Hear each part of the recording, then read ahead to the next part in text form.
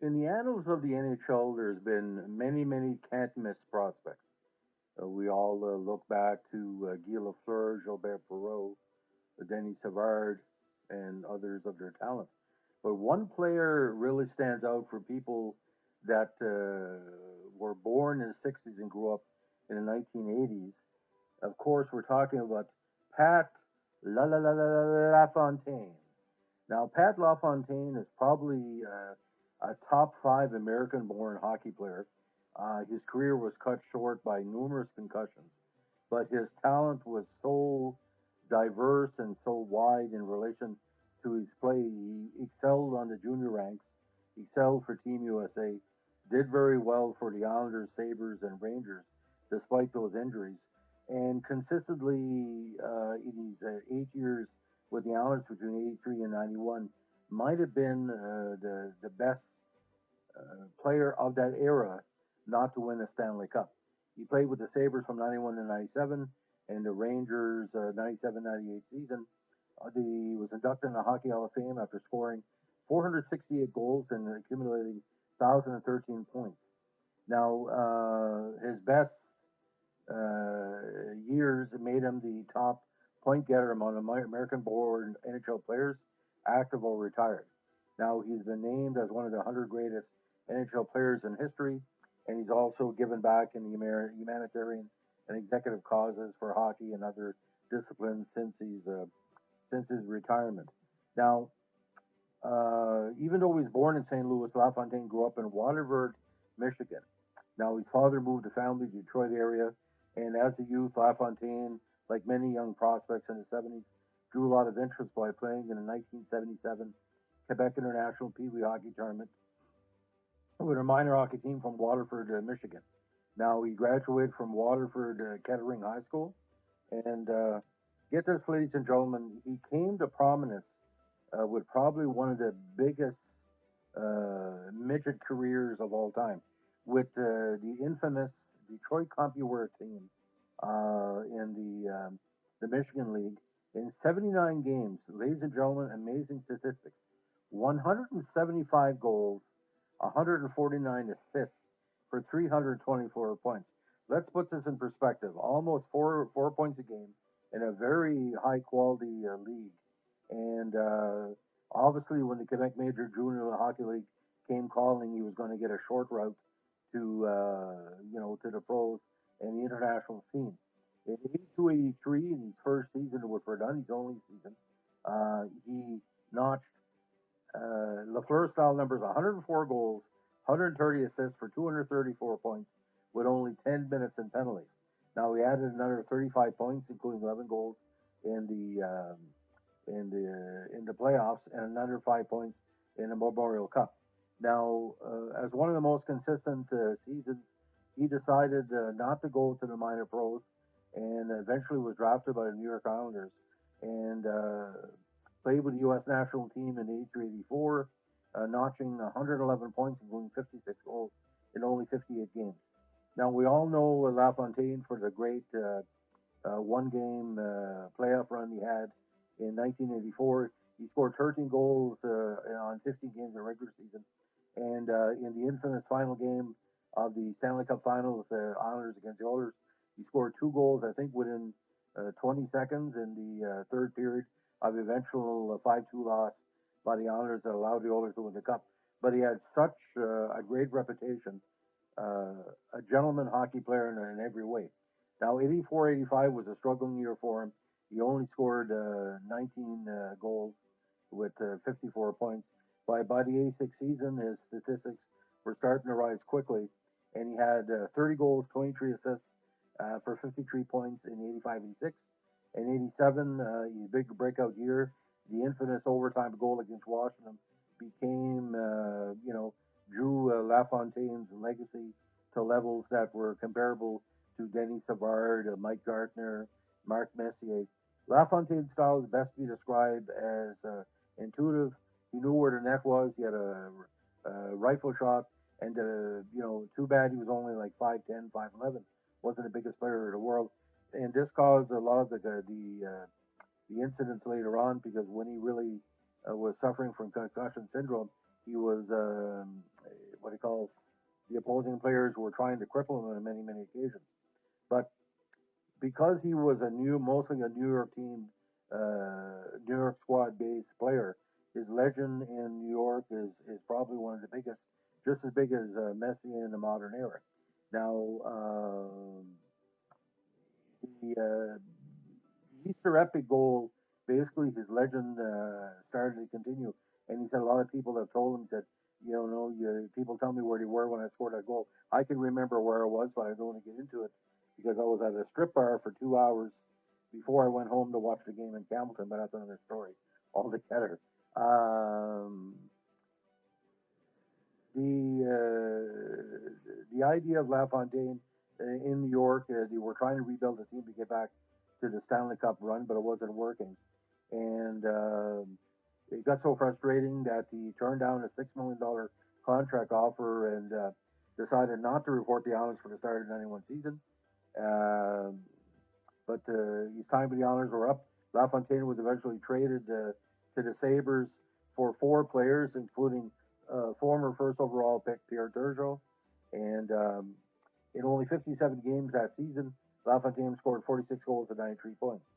Now, his best season was the next year where he got a personal best and team record 148 points, 53 goals, and 95 assists.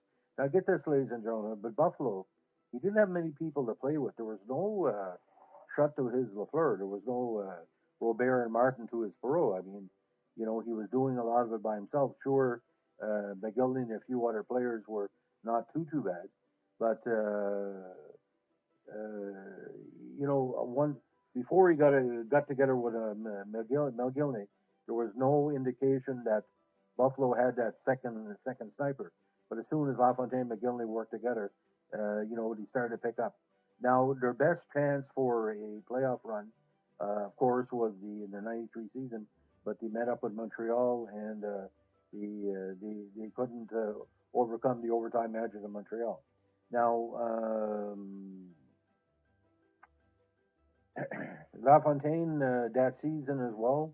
He ended up runner up to LeBaron Lemieux, the scoring race, and it was also finals for the Hart Memorial Trophy. And the Lady Byng is the more sportsman player. And in '95 season, because of his marked dedication to clean play, he won the Bill Masterson Trophy as the player who best exemplified the qualities of perseverance, sportsmanship, and dedication to ice hockey. Now, he holds kind of a weird record. He's only one of five players in NHL history to skate with all of three New York teams. The other ones include Mike Donnelly, Jason Daw, Martin Baron with a goalie, and Taylor Payette. But LaFontaine played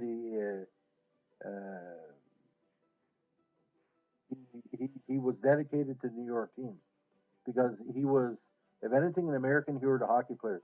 You look at some of the people that kind of paved the way for the American players. You look like Brian Leach and Bobby Carpenter and players like that. But when LaFontaine was talked about the annals of American hockey, he motivated a lot of people. And his concussion syndrome was a recurring problem. The big problem was the '96-'97 season when Francois Leroux, in a very dirty high hit, knocked him out with a concussion and resulted in LaFontaine having a serious bout of post-concussion syndrome. And the team doctor for the Sabres said, listen, you shouldn't come back, you should retire.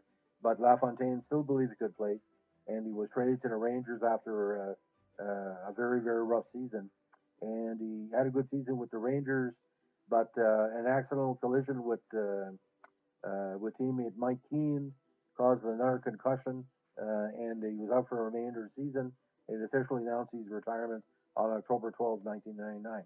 Now, we didn't know much about post-concussion syndrome before Pat LaFontaine and Eric Lindros, but what happened to LaFontaine kind of opened the eyes of a lot of people. If a player is talented and is dedicated to hockey, LaFontaine can't be protected on the ice and off the ice in regarding the symptoms, something needs to be done. Now, many accolades and recognition have been named in his honor. Now, there's something called the Pat LaFontaine Trophy, which is awarded annually to the winner of the Rangers Islanders series. and the losing team's got to pay out to a charity of LaFontaine's choice. Now, his induction to the Hall of Fame in 2003 was quite an honor, probably one of the most deserving early inductions into the Hall of Fame. He could have easily scored 600 or 700 goals if he wasn't injured so much. Um, he said in the induction speech, growing up in St. Louis, he never thought he'd be a member of the Hall of Fame, but that's the type of person he was. He was never a person to brag. You would never hear him say anything bad about other players or on the record, as we say.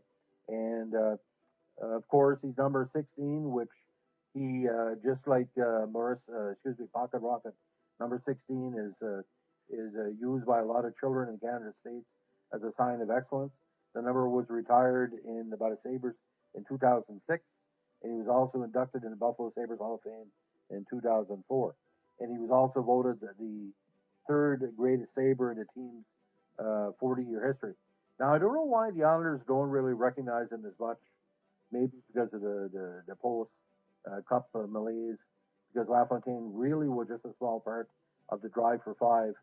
But I really think he, playing in Buffalo, he reminded everybody of Perreault, Martin Robert, Danny Gare, who was also at his number retired. I think he was the respect he had for him in Buffalo. You see, and the respect he had for him. I remember games he used to play in the Forum where the French announcers, especially, would claim he's the greatest player never to play for the Montreal Canadiens. That's probably quite a compliment because he reminded a lot of. I don't know who said that. It could have been Jules Tremblay. He said he reminded him a lot of Jean Beliveau with a combination of a Denis Savard. Overall play. LaFontaine though was a master of the 14-foot zone in front of the net. Because if you have a chance to look at that final game between Edmonton and the Oilers in '84, you'll see what I mean. He knew where the net was.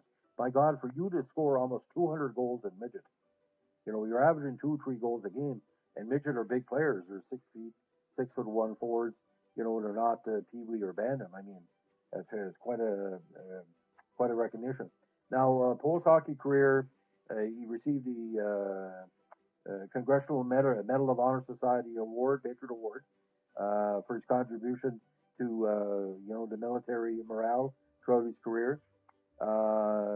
He was recognized with the International Humanitarian Award by the Gift Allowance Foundation for his work for helping people with heart trouble in third world countries.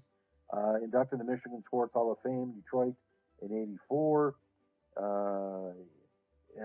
2005, big award from the Christophers organization for his, and he was inducted to the Nassau County Sports Hall of Fame in 2007. Now, he's also a great athlete in other disciplines. He's been a marked triathlete for many years, especially in Panama City. Now, he also was the strongest head coach. He coached his son and a group of teams from Long Island to the under-16 American National Championship in Buffalo, Long Island. And Marky DeFertine, the second youth hockey team from Long Island ever win a national championship. And he's also been recognized with the National Jefferson Award at a ceremony in Washington in 2012. I mean, so many different awards. He was also invited to the Vatican and participated in sport at the Service of Humanity, the first global conference on faith and sport, as a guest of Pope Francis in October 2016. Now, LaFontaine is a very spiritual person, a very Renaissance person. He basically wanted to take something outside his career. He's also done color commentary. Anything he puts his mind to it, LaFontaine can get it done. Now, although he was named president of hockey operations for the Sabres in 2013, he only stayed there for a little over a few months to take his whole role with the NHL as a major advisor. Now, his All-Star Game selections, 88, 89, 90, 91, 93. Bill National, of course, in 95. NHL second All-Star team in 93. Now, overall, like I said, LaFontaine, one of the best players to ever win a Stanley Cup. International play for the U.S., strong numbers, of course. 36 games on the international, not the U.S. touring team. International team, 36 games, 19 goals, 10 assists, 29 points. But never a person again. He would rarely get into a fight. To my memory, I don't think he ever had a fight in the NHL. I can be correct on that because if he had a fight, it was just a pull and push. Uh, but LaFontaine is basically a role model for any young athlete in the States that wants to not only have a career in their sport, but are outside the sport. I wouldn't be surprised if LaFontaine down the road chooses a political career. It'd be too bad, like a governor of Michigan or senator of Michigan or Missouri. The only thing person I could compare with um, for excellence in their sport and outside has to be Roger Staubach. That's not much of a stretch because a lot of people say if Roger would have put his mind to it, he would be president of the United States, which would have helped us out with Donald Trump, but that's another podcast altogether. I don't think as a strong Catholic, Roger Staubach would be playing the games like Trump and Trudeau and others of their like have done, and Stephen Harper and Joe Biden. They're all the same. There's no difference. They're just there for themselves. LaFontaine has never been there for himself. He's been there for his team. Why would he come back after a third or fourth major concussion and try to give back to his team? But that Stanley Cup ring was elusive because he had McGillney, but he didn't have much else. He had Hasek and he had other strong goalies, but really the teams were on and had only five players.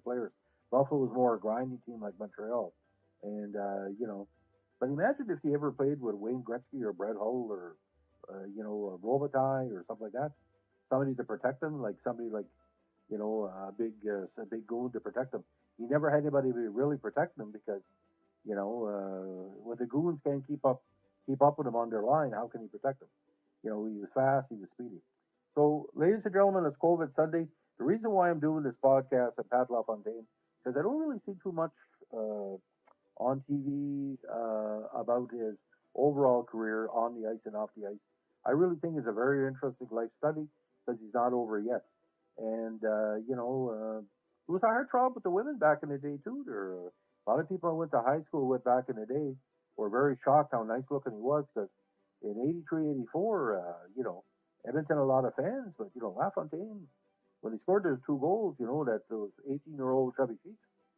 A lot of young girls fell in love with him, not only because the way he looked, it's because the way he carried himself. He was a true gentleman. So, ladies and gentlemen, have a good day. Thank you for supporting the podcast. Give me a like, subscribe, or a comment is always well respected. Don't forget to check out our New Brunswick Independent Authors Association. We're doing quite well. Some of the top authors and creators in New Brunswick of all different stripes are there. Directors, writers, cartoonists, artists, musicians. We support independent thought and information to get published. We really appreciate all the membership. And to be strong, you must be diverse, and to be diverse, you must be strong. Always remember that. Have a good day. Bye.